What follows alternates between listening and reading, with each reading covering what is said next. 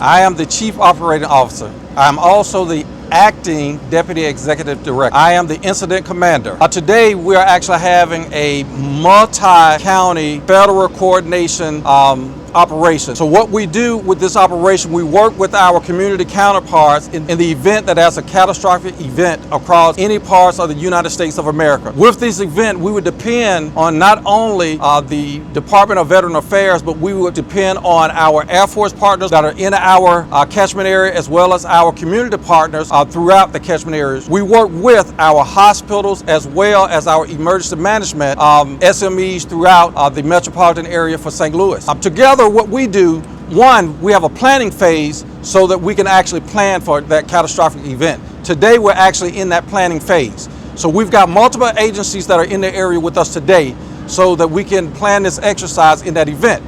And so once we are here doing the event, we do multiple things. We participate in training to ensure that everyone understands what their roles are.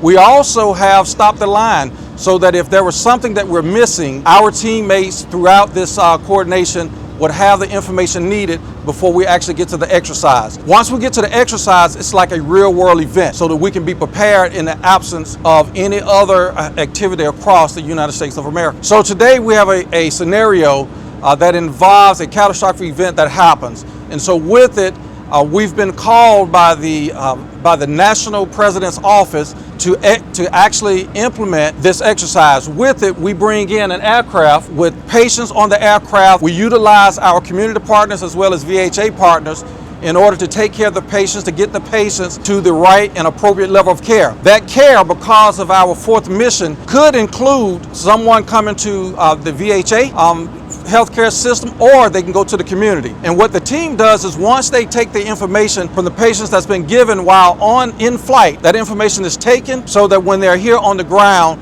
we can get the transportation rolling so that they can get to that appropriate level of care. Yes, as part of our fourth mission, yes, during a catastrophic event in the United States of America, we can take humanitarian care for any of our patients throughout this entire country. So it does not affect our veterans care because our first mission is veterans care. And so what it is determined is based upon if we've got veterans that are in flight with some of the civilians as well, we determine the appropriate level of care so that we can take the veterans first. After we determine the right level of care for our patients, for our veteran patients, then we look at what the level of care is for those humanitarians, and then we get them to the right level of care as well. Well, currently here at VA St. Louis, we are actually staffed pretty well. However, the reason we're having this event today is so that we can actually share with our community partners in the event of a catastrophic event. Our partners are ready to assist us, and we work with them each and every day by sending patients to the community through the community care program, even outside of catastrophic events. So our normal practice of business, we work with our community partners on a daily basis because of our community care program. We also meet with our community partners monthly, our leadership team and their leadership teams, to discuss how we can continue to partner together in a changing environment in the United States. The Department of Defense clearly is one of our partners in any type of catastrophic event. Not only are they part of our organization and one of our as part of the continuity of operations, we work with the DoD so that we can get the flights in. We work with our local DoD enterprise over at Scott Air Force Base in that event. In the near future, we will be bringing on NGA in the near future to also be part of our continuity of operations. And so this FCC is about that partnership with our DoD partners as well as the community.